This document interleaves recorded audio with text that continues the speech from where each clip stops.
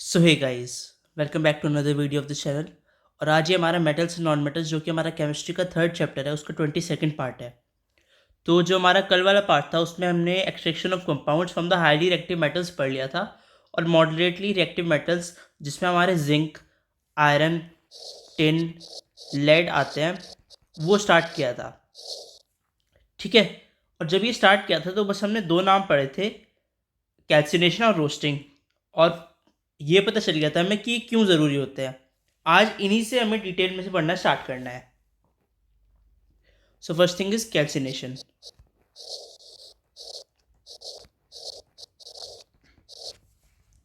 Calcination जो process होती है, इसमें कार्बोनेट ओर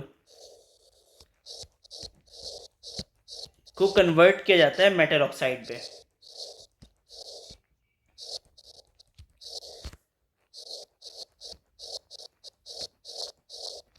ठीक है।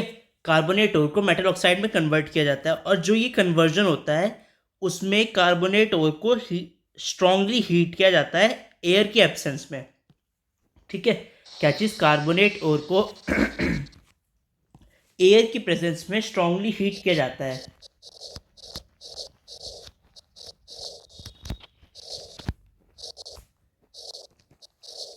एब्सेंस ऑफ एयर, एयर नहीं होती, सॉरी, एब्सेंस ऑफ एयर में। ठीक है। यानी ऑक्सीजन नहीं होती, तब एयर नहीं होती, उसमें हमें हीट करना है कार्बोनेट ओर को, जिससे कि वो मेटल ऑक्साइड में कन्वर्ट हो जाए। फॉर एग्जांपल, जिंक है, जिंक कार्बोनेट के फॉर्म में अकर होता है, और दैट इज ZnCO3। ठीक है। इस ओर का नाम है जिंक कार्बोनेट का कैलेमाइन। ठीक है। जब इसकी कैल्सिनेशन होती है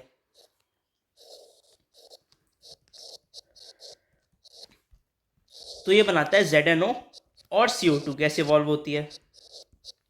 ठीक है। जिंक ऑक्साइड बन गया और CO2। अब जब ये ऑक्साइड बना है तो इसमें से फिर इजीली आपकी रिडक्शन की प्रोसेस से मेटल्स एक्सट्रैक्ट कर सकते हैं।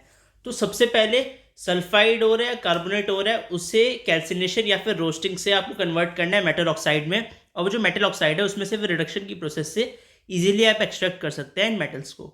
ठीक है। तो कैल्सिनेशन तो हमारी ये प्रोसेस होती है। Second is roasting.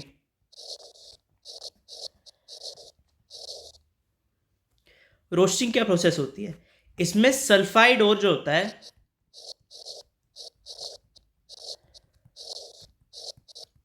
It is converted into metal oxide.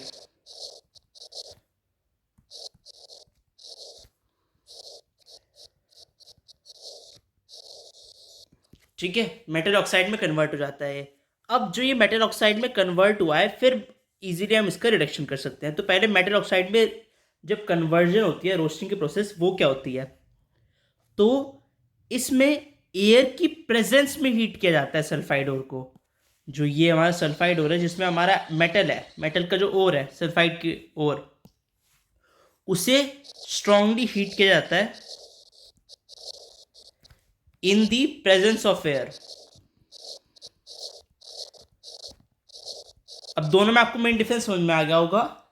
इसमें था इन दी एब्सेंस ऑफ एयर, इसमें है इन दी प्रेजेंस ऑफ एयर। ठीक है। अब लेकिन जो फर्क है उससे फिर भी बनता हमारा वही मेटल ऑक्साइड ही है। अब हम उसे एक बार उसके रिएक्शन देख लेते हैं। जैसे जिंक का एक और है जिंक ब्लेंड, दो और होते हैं उसके, एक तो कैलेमाइन और एक जिंक ब्लेंड। तो जो जिंक ब्लेंड है, ये दिस इज जिंक ब्लेंड, इसे एयर की प्रेजेंस में हीट करना है। It will give us ZnO plus SO2।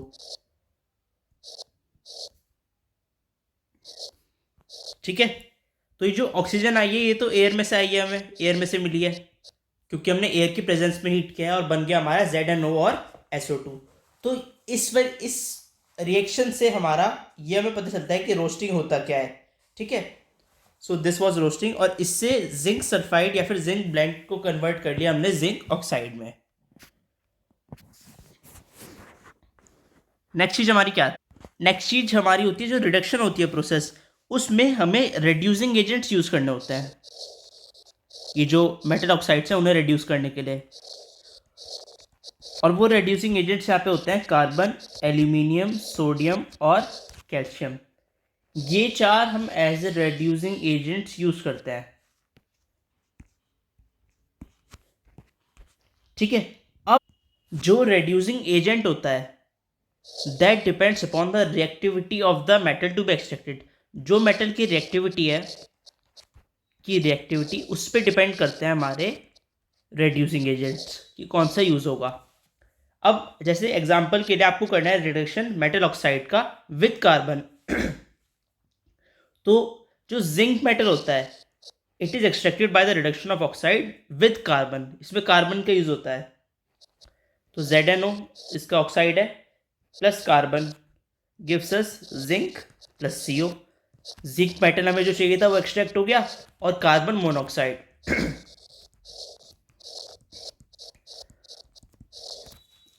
ठीक है, अब ये जो जिंक मेटल हमें मिला है किससे मिला है? With the help of carbon which is use as a reducing agent. और यहाँ पे रिडक्शन की प्रोसेस हुई है क्योंकि ऑक्सीजन जिंक ऑक्साइड से जाके कार्बन के साथ जुड़ गया और कार्बन मोनोऑक्साइड बना लिया। अब अगर हमें कोई मेटल की रिडक्शन करनी है विद एल्यूमिनियम की मदद से बाय द हेल्प ऑफ, ठीक है, तो कैसे करेंगे? मैंगनीज मेटल जो होता है, ठीक है, वो एक्सट्रैक्ट हो जाता है by the reduction of its oxide with aluminium powder. MnO2 manganese का ऑक्साइड, Al ऐड करेंगे, बैलेंस डायरेक्शन लिख रहा हूँ मैं। It will give us 3Mn, metal तो में मिल गया, प्लस 2Al2O3। अब ये जो ऑक्सीजन थी ये Al के साथ चली गई और उसका ऑक्साइड बना दिया। ठीक है, और ये एक एक्सोथर्मिक रिएक्शन है तो इस पर हीट भी इवॉल्व हुई है। ठीक है, तो जो reaction of manganese oxide with aluminium it's an highly exothermic reaction क्योंकि उसमें हीट रिलीज हुई है। और अब आपको पता चल गया कैसे होता है reaction of a metal oxide with the help of aluminium as a reducing agent. ठीक है, नेक्स्ट चीज जो हमारी आती है दैट इज थर्माइट रिएक्शन। अब जो हमने अभी ऊपर रिएक्शन पढ़ी that was an example of thermite reaction. होता क्या है, एक मेटल ऑक्साइड है, उसकी जब रिडक्शन होती है और यूज होता है aluminium powder as a reducing agent.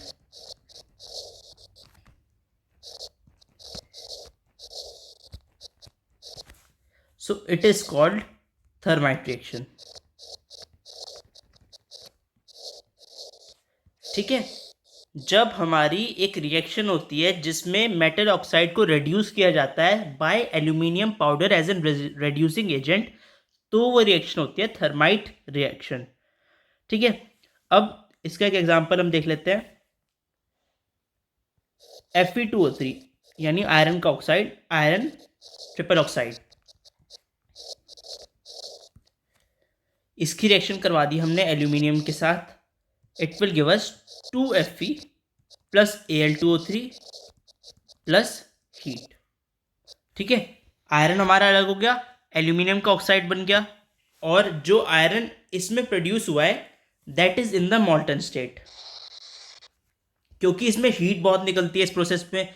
Aluminium जब आयरन ऑक्साइड को रिड्यूस करता है जिससे आयरन मेटल बन जाए, उस प्रोसेस वो भी एक एक्सोथर्मिक प्रोसेस है और उसमें हीट बहुत इवॉल्व होती है।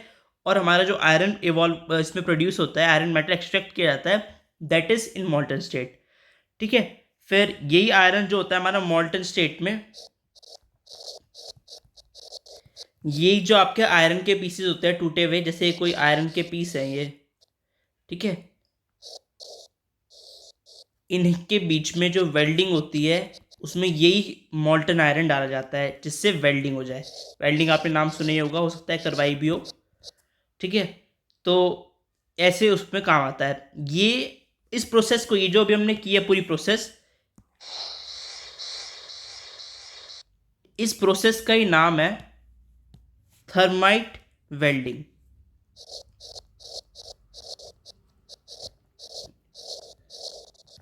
और यू कैन से एल्यूमिनोथर्मी, क्योंकि इसमें थर्म यानी हीट का भी यूज़ हुआ है और एल्यूमिनियम के पाउडर की वजह से रिड्यूस हुए हैं, क्योंकि वो एक रिड्यूसिंग एजेंट था।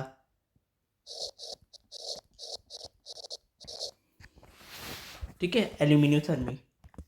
तो ये आपको समझ में आ गया होगा थर्माइट रिएक्शन क्या होती है। और यही था हमारा जो था extraction of moderately reactive metals. अब लेस रिएक्टिव वाला तो हम कल ही स्टार्ट करेंगे। एक बार मैं आज का जो हमने पढ़ा है वो एक बार ओवरव्यू दे देता हूँ। तो सबसे पहले हमने पढ़ा कैल्सिनेशन। कैल्सिनेशन क्या होता है? When carbonate ore is converted into metal oxide by strongly heating it in the absence of air. जब कार्बोनेट ओर को मेटल ऑक्साइड में हम strongly heating in the absence of air की प्रोसेस से convert करते हैं, उसे कहते हैं कैल्सिनेशन। रोस्टिंग में प्रेजेंस ऑफ एयर में हम इसे स्ट्रांगली हीट करते हैं और वो कन्वर्ट हो जाता है मेटल ऑक्साइड में।